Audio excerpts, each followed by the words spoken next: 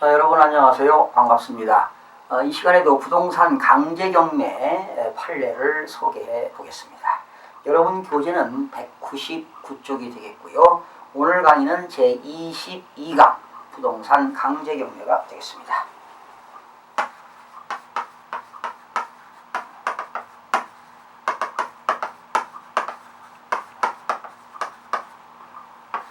페이지는요 199쪽인데요.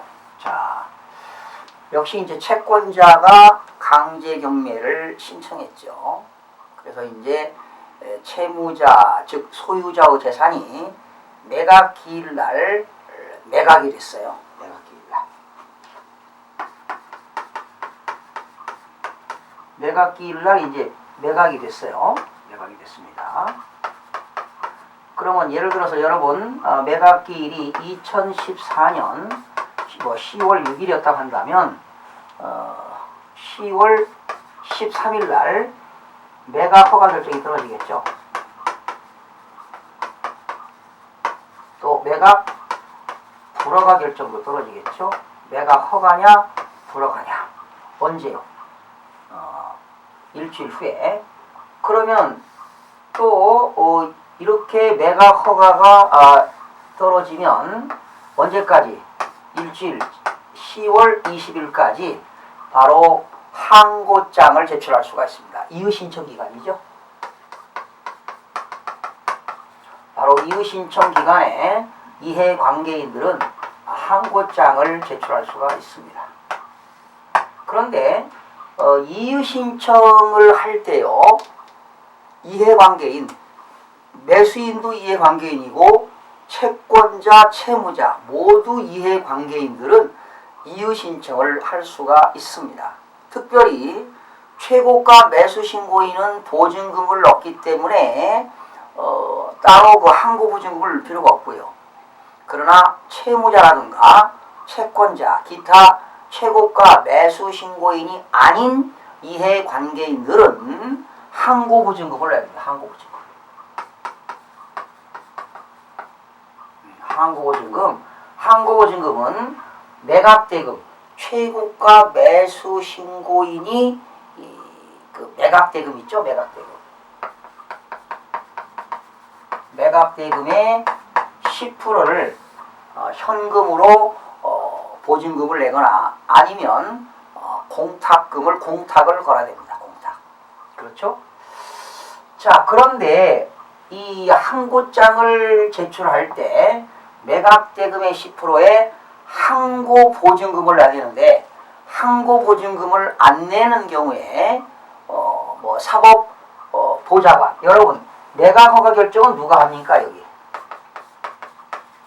사법보좌관법에 의해서 사법보좌관이 매각허가 결정을 떨어지죠. 그런데 사법보좌관이 매각허가 결정에 대해서 이의를 제기했어요. 그러니까 이의를 제기하니까 여기서 단독 판사가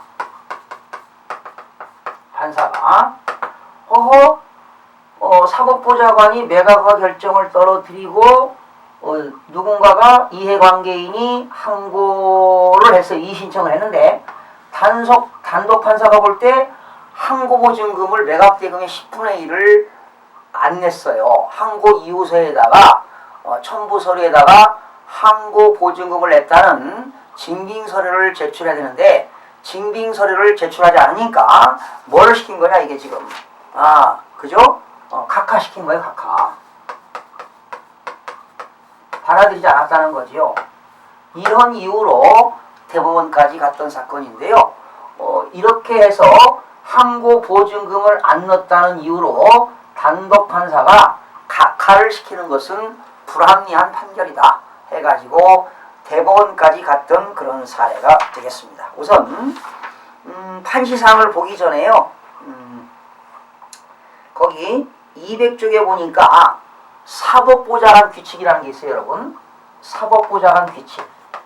여러분 규칙이라고 하는 것은 법, 헌법 밑에는 법률, 법률 밑에는 시행령, 시행규칙, 그리고 조례가 있죠. 지방의회가 제정한 법규 조례 밑에 행정기관이 제정한 법규 규칙이 있습니다. 그래서 사법보좌관 규칙이 있는데요. 사조에 보니까 즉시 항고 등의 대상이 되는 처분에 대한 이의신청입니다. 그러니까 사법보좌관이 매각허가 결정을 내렸죠. 그렇죠? 그런데 여기서 이해관계인이 이의신청을 해가지고 단독판사 또는 합의부가 처리하는 경우 항고, 즉시 항고, 특별 항고 대상이 되는 처분에 대해서는 이의신청을 할 수 있다. 그렇죠? 당연히 사법보좌관이 매각허가 결정에 대해서 단독판사한테 합의부에다가 이의신청을 할 수가 있다는 그러한 내용이 나와 있습니다. 그런데 우선 201쪽을 잠깐 보실까요? 민사집행법 130조가 나오는데요. 원래 129조를 보시게 되면 민사집행법 129조를 보게 되면 뭐가 있냐면요. 이해관계인 등의 즉시 항고가 있습니다.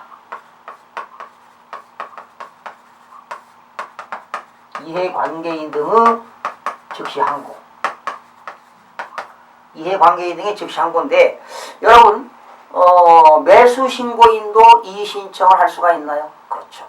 여기서 이해관계인이라고 하는 것은 매수신고인뿐만 아니라 채권자, 채무자, 소유자, 그 매각물건에 대한 모든 이해관계인들이 되겠습니다. 자, 매수신고인도 즉시 항고할 수 있고요. 그러나 매수신고인은 신청한 가격에 대해서 역시 이해관계인인 매수신고인이 이의신청하게 되면 그 매수신고인은 자기가 매수신청 보증금에 대해서 당연히 구속력을 받는다는 것 알아두시기 바라고요. 자, 130조를 보니까 매각허가 여부에 대한 항고가 나옵니다. 자, 130조를 잘 아셔야만이 이 판례를 이해할 수가 있습니다. 여러분 대법관들이 판결할 때 다 그냥 하는 게 아니죠. 법 규정에 의해서 법대로 하는 거예요. 법대로. 그래서 민사집행법 130조 매각허가 결정에 대한 항고는 매각허가에 대한 이의신청 사유가 있어야 되죠. 그죠? 매각허가 결정이 떨어졌는데 이의신청 사유가 있을 때 이해관계인들이 이의신청을 제기하는 겁니다. 또한 그 결정 절차에 중대한 잘못이 있다는 것을 이유로만 할 수 있다는 것이죠. 그죠?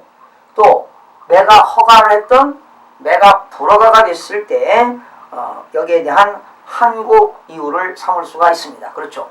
매각 허가가 떨어지던 불허가가 떨어지던 거기에 이해관계인들은 항고를 할 수가 있습니다. 자, 사망을 보실까요? 130조 사망. 매각 허가 결정에 대하여 항고를 하고자 하는 사람은 보증으로 매각대금의 10분의 1에 해당하는 금액을 금전 또는 법원이 인정하는 유가증권을 뭐한다? 공탁해야 된다. 법원 공탁소에 공탁법에 의한 공탁을 하도록 되어 있습니다. 매각대금이 얼마요? 10분의 1로 금전 또는 법원이 인정하는 유가증권을 공탁소에 공탁을 하도록 되어 있습니다. 근데 잘 보세요. 항고를 제기하면서 이제 항고장을 넣었을 거 아닙니까? 항고장에 제3항의 보증을 제공하였음을 입증하는 서류를, 그러니까 이의신청할 때 항고장을 제출할 때 공탁소에다가 매각대금의 10분의 1을 제공하였다는 증명하는 서류를 붙여야 되겠죠. 그러나 서류를 붙이지 아니할 때는 원심법원은 항고장을 받은 날로부터 일주일 이내에 결정으로 이를 각하하여야 한다. 그러니까 항고장을 제출할 때 매각대금의 10분의 1을 보증을 제공하였다는 증빙서류를 붙여야 된다는 거죠. 근데 증빙서류를 붙이지 아니할 때는 항고장을 받은 날로부터 일주일 이내, 7일 이내에 결정으로 각하하여야 한다. 여러분, 각하한다는 건 뭡니까? 그런 그 항고를 받아들이지 않는다는 것이지요. 그죠? 항고 그 장을 제출한 것을 보증금을 안 넣기 때문에 받아들이지 않는다는 처분이 각하가 되겠지요. 그런데 5항 보니까 사항 결정에 대해서 다시 즉시 항고할 수 있습니다. 그러니까 항고장을 넣는데 보증금을 안 넣었다는 이유로 각하한 거에 대해서 이유를 또 제기할 수 있다는 겁니다. 즉시 항고할 수 있다. 바로 재항고가 되겠죠. 그 다음에 그게 이제 5항에 나와 있습니다. 사항 결정에 대해서는 즉시 항고할 수 있다. 재항고가 되겠죠. 6항 볼까요? 채무자 및 소유자가 한 제3항의 항고가 기각되었습니다. 기각되었다는 건 법원에서 무효 선고했다는 거지요. 기각을 했을 때는 항고인은 보증으로 제공한 금전이나 유가증권을 돌려줄 것을 요구하지 못합니다. 그렇죠? 채무자 및 소유자가 항고를 했는데 항고 이의 신청을 했는데 기각을 당했다면은 항고 보증금 매각대금의 10% 납부한 항고 보증금은 돌려줄 것을 요구할 수가 없습니다. 그러니까 기각시켰다는 거 뭡니까? 항고를 받아들이지 않았다는 것이죠. 무효로 선고했다는 거죠. 기각시켰다는 것은. 그런데 또한 이런 게 있습니다. 8항에 보니까 항고인이 항고해놓고 취하했어요. 항고를. 그럴 때도 6항 규정을 적용한다. 이 말은 항고 보증금을 돌려받을 수 없다는 것도 알아두시기 바랍니다. 항고인이 항고를 하면서 보증금을 매각대금의 10%를 공탁을 했는데 그 항고인이 항고를 뭐 했어요? 취하했어요. 이럴 때도 항고 보증금을 돌려줄 것을 요구하지 못한다는 것입니다. 그러면 이 항고 보증금은 어떻게 될까요? 국가에 기속되는 게 아니지요. 여기는 채권자들에게 나눠줄 배당재단에 포함된다는 것 알아두시기 바랍니다. 자, 이렇게 해서 이제 민사집행법 130조 규정에 의해서 판결 내린 겁니다. 다시 이제 판시사항을 보실까요? 자, 119조 보세요. 사법보좌관의 매각허가 결정에 대한 이유신청을 했죠. 이유신청을 송부받은 단독판사가, 합의부 판사가 이유신청 시 민사집행법 130조 제3항이 보증금이거든요. 항고보증금을 공탁하였음을 증명하는 서류가 붙어있지 아니한 경우 취하여야 할 조치입니다. 자, 항고를 했는데 항고보증금에 대해서 공탁했다는 증빙서류를 붙이지 아니했다고 해서 무조건 뭐 해서는 안 된다는 거예요. 각하를 해야 한다고 되어 있지만 각하한 거에 대해서 즉시 재항고할 수 있기 때문에 판사는 무조건 각하를 시켜서는 안 된다는 겁니다. 사법보좌관이 매각허가 결정에 대한 이의신청 사건을 송부받은 제1심법원 판사가 아무런 보정을 명하지 아니한 채 항고보증금이 없다는 이유로 아무런 보정명령을 내리지 않고 보정을 명하지 아니한 채 민사집행법 130조 3항에서 정한 항고보증금을 공탁하지 아니하였다는 이유로 항소장을 제출했는데 그 보증금을 제공하지 아니하였다는 이유로 이의신청을 각하는 취지로 재항고인 항고장을 각하한 사안에서 재항고인에게 상당한 기간을 정하여 보정을 명함이 없이 이와 같이 항고장을 각하한 제1심 법원 판사의 조치는 위법하다라는 것입니다. 그러니까 무조건 각하를 했어요. 그런데 민사집행법 5항 130조 5항에는 사항에 대해서 각하를 할 수 있는데 각하 결정에서도 뭐 할 수 있다? 항고할 수 있다는 겁니다.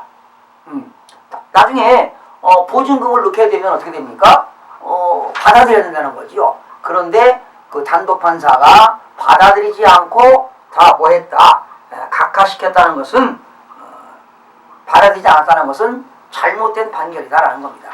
그러니까 항고인이 이의신청을 하면서 항고장을 제출했는데 항고보증금을 안 내게 되면 항고보증금을 서류를 첨부하고 보정명령을 내려야지 그냥 안 했다고 해서 각하시켜서는 아니 된다는 그런 대법원 판례가 있습니다.